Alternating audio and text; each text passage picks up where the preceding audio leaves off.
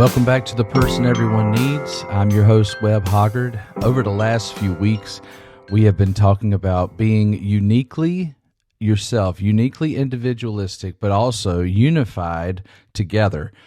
When we are all being ourselves, we can do great things. And today, I kind of want to mash these things together. I want you to be uniquely you, but I also want you to be able to submit yourself to a group. I like the idea of using this word, although it's a little bit of a negative connotation, but Romans chapter 12 opens up with, be ye transformed, be transformed by the renewing of your mind. Transforming, meaning don't be like your old self or the dead self or the self that is the worst version of yourself, the sinful self, but be transformed into the person that Christ has for you. And as you are being transformed into Christ, you will become more unique because he is creative. He is a creator. Satan is absurdly boring. He has no creativeness. Sin is not creative. It is the same old appetites over and over and over again. Jesus is a creator. God is a creator. And so when we become more like him, we become more creative, more beautiful, more expressive of those parts of us that are alive. And so I want you to be unique. I want you to be a creative person, but also we can't get much done if we don't work together. I'm reminded of back in Genesis where even God said of the people at the Tower of Babel, if they be unified, what can't they accomplish? That's why Paul is telling us that we ought to be unified as much as we possibly can. At church, we should keep peace with one another as much as possible, and we should be unified. Let's move together in the direction that God is calling us to accomplish things together to build up. So today, what are we talking about? Well, if you're going to be an individual and we're going to be unified, then there's a third thing that I think may be very important for us to kind of sift out maybe the idea as we come to this idea. I want to talk to you about harmony. Harmony. When you hear that word, most likely immediately jumps in your head is music. I've used the music metaphor pretty much the whole time I've been talking about this. I was talking about being an original, that Mark Tremonti of the band Creed created these originals that my friend could duplicate, and I had the moment where I was like, oh my gosh, my friend's as good as Mark Tremonti. But being an original, being creative, creating music is not the same thing as being able to duplicate music. My friend did not create this sound. He was able to duplicate the sound. The real genius is in being creative and not expecting anyone else to applaud it, even though we've all applauded Mark Tremonti at some point. The point is not to be creative in order to get a following or to be celebrated. We are to be creative because we have a unique view of who God is. But then we submit that without expecting anybody else to applaud our individualism. We submit that to a larger group so that we can accomplish greater things. We build up one another. That's what the purpose of the church is. We all come together with our unique giftings and we build up one another, encourage one another, and move together in the same direction. But we don't expect all of those sounds to be the same, because if you come back to the music theory or the music idea, harmony is when you have different notes that are being sung together, blended well, both with mixing the volume, but also intensity, but specifically on note of way it's supposed to sound. Harmony is when you're singing different notes, but they're the right notes together. And so I don't just want you to be unique, and I don't want you just to be unified, but I want you to find a context where you can harmonize with others, where your giftings, your beautiful, creative use of the gifts that God has given you are being layered with other people's giftings and opportunities that they have. So harmony is difficult. It took me a long time to learn other notes. I grew up thinking I was a phenomenal singer because I could sing the one note, but then I went to a church where it was expected if I was going to be on stage, I was going to have to start singing a part. And so as I started learning that part, I was embarrassed constantly because I couldn't really hear the other parts. All I could hear was the loudest note. And I mean, to be honest, that was my favorite note. I wanted to be the loudest. To have to learn how to contour my voice to let others be stronger than me. I wanted to be fully strong. But this goes back to what I was talking about last week. There's a level of meekness that also has to come with harmony, because there are times where you're going to build your voice up and you're going to push it, and then there's going to be other times where you have to harmonize and bring it back some. The softness creates some dynamic, and that dynamic is what makes music stunning. And you have moments where people sing in unison and it sounds unified and you can build that sound up together. But then you have other moments where you are harmonizing together and it's so gorgeous. Then you can modulate together and move to another octave. And maybe I'm using musical terms that you don't understand what I'm really trying to say right now.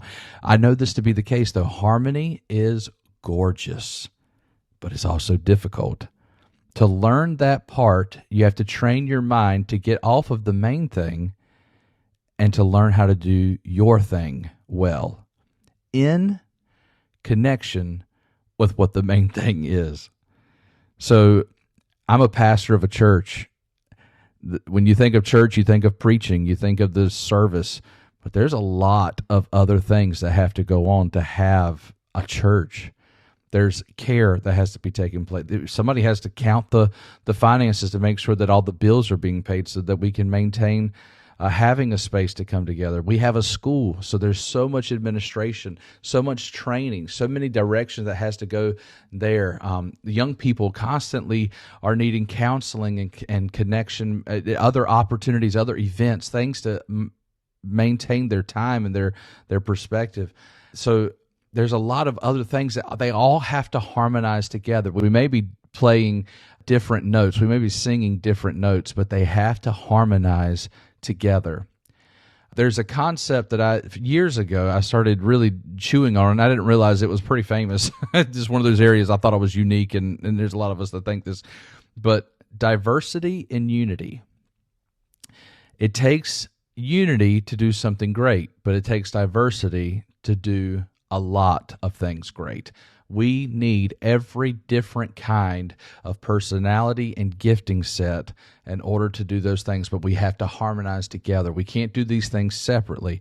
You look at history and you see this, the greatest leaders or the people who did the greatest feats were people who could use a very different group of people. Abraham Lincoln was known as having a team of rivals. This guy, who was not the most charismatic leader we've ever had, was able to build a team of very eccentric people and get them working on things separately. And perhaps no other person has accomplished a greater feat in American history than what Abraham Lincoln was able to do by crushing slavery in America. Yes, it caused many lives, and I don't know that I would have had the fortitude to maintain through all of that. And yet, thank God he did, and because our nation is completely different after that. George Washington was able to use completely different mentalities in his own cabinet. Watch the movie or the play Hamilton, and you'll see how different Alexander Hamilton and Thomas Jefferson were. They were at each other's throats. John Adams was hated by everybody, and all of these guys worked together with George Washington. When you look at George, he was charismatic in the sense that everybody wanted to follow him, but he was not a energetic personality. He was someone who was able to unify very different thoughts, very, very different mentalities. You had the Southern mentality from Thomas Jefferson. You had a very English-minded kind of parliamentary idea through Alexander Hamilton. John Adams was a brilliant lawyer. You have all these different ideas that they're trying to get on track as they're moving forward. That's what real leadership is able to do. They're able to harmonize very different tones and dynamics and make something beautiful out of it. You want to do something great? Don't just look for people who are like you. Look for people who are different than you, that are able to unify together and do something remarkable. That's what the church has been doing for 2,000 years. Bunch of different kinds of people, different giftings, different personalities, different backgrounds, different nations, different tongues, different cultures, and they're all unified together under one banner. What is that? That Jesus loves the world, and that we're telling the world about that. And it takes very different kinds of people to make a very big difference. So what do you do when you can't maintain unity anymore? When your diversity or your uniqueness has created an issue. This is kind of how I want to end this whole little series here. And we'll say it one more time. I want you to be unique. I want you to be unified. And I also want you to harmonize. Because when you're able to sing together, making different notes, but they're all connected together and building something in harmony, it is a beautiful thing. But if you're in a circumstance right now and you're saying, Webb, I don't know what to do anymore, I can't be in unity with this anymore, I can't harmonize anymore, then my encouragement to you is that before it turns into gossip and slander, or before you start breaking up the unity that everybody else has, you need to find a gracious, humble way to bow out. No one is called to disunity. No one is supposed to break the unity that someone else has. And so if you feel like that you can't go any further, it's time to leave humbly, but communicate.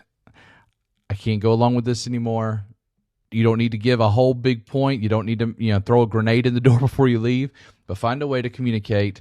This is not the direction that I can be a part of anymore, and I'm going to move on to this other thing, or move on from this, because you don't want to be the person who's off. Listen, you may say to yourself, I know how it's supposed to sound. I know what it's supposed to sound like, but I'm just going to tell you, if you're not harmonizing on the tune that's being played, you're the one who sounds off. It's not your job to sit there and sound off until other people change the whole tune to what you're saying. If you can't harmonize with what's going on in your organization or in your group or whatever, if you can't go along with it, then you need to find a humble way to step away. Because there's nothing more beautiful than harmony, but there's nothing more destructive than being the off note on purpose. You're not called to that. It's not what will make you come to life, and it's not what's going to benefit other people. Well, Webb, I know what's right. If no one else wants to go where you think is right, then it's time to find another group. There's plenty of them out there. Plenty of people looking for purpose. Plenty of people looking for harmony to be with. So my encouragement to you today is be unique, be unified, harmonize. And if you're not in a situation where you can do that, you need to start finding that place, because that's where the greatest amount of joy is.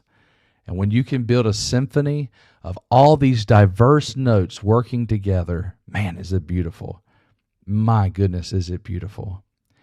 And when you find your place in the midst of the big, big orchestra, that might just be a person that everyone needs.